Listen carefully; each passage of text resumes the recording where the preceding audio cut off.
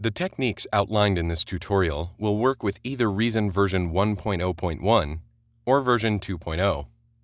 However, there are significant user interface changes in Reason 2.0 that we will describe before proceeding with the tutorial so that there is no confusion. There are two new sound modules in Reason 2.0, the NNXT Advanced Sampler and the Maelstrom Grain Table Synthesizer. These are two very exciting changes which add new features to Reason that expand possible ways to create new sound palettes for use with your Reason songs.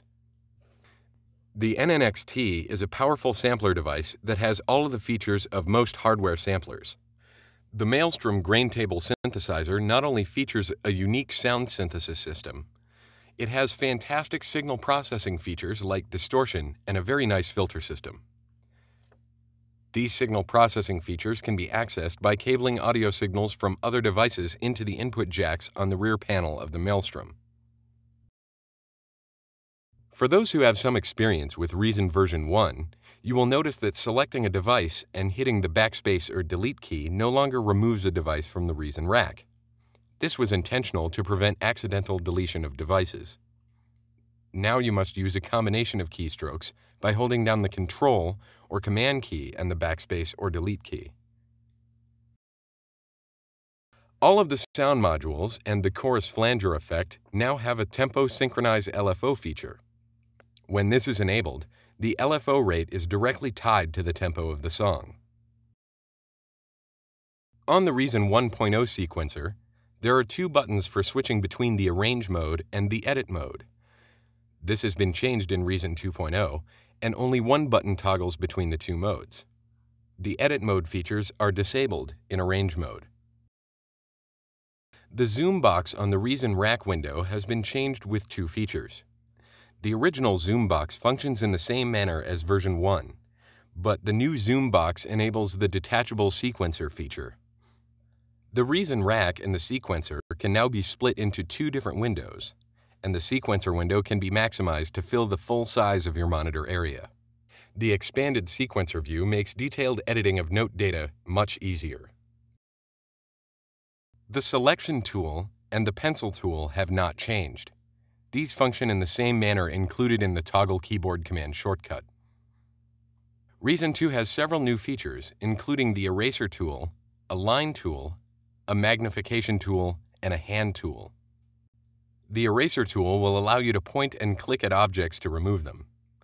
In Edit mode, you can erase individual notes by clicking on the key lane note data or the velocity lane data.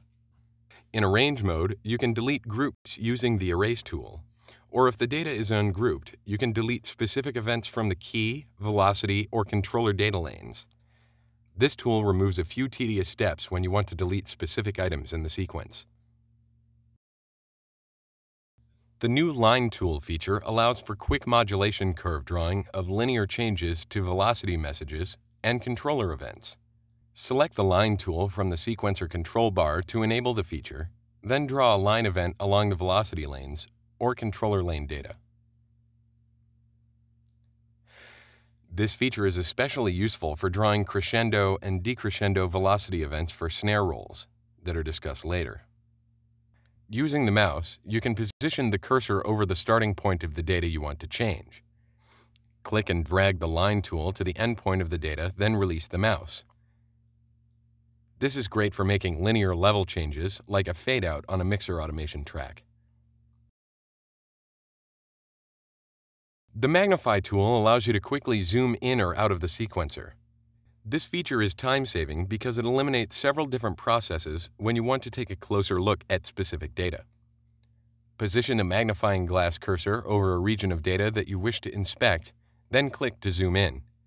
By clicking and dragging the magnifying glass cursor, you can select an area that you want to view closely. If you hold down the Control or Option key and click on the sequencer, the magnifying glass will zoom out to quickly see a larger portion of the sequence. The sequencer navigation feature will work with the Hand tool, which can be enabled by holding down the Alt or Command key.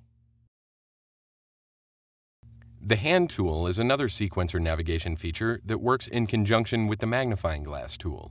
While you are zoomed in a specific region of a sequence, sometimes you need to shift the viewing window up or down or to a different song position. Enable the Hand tool and position it over the sequencer window.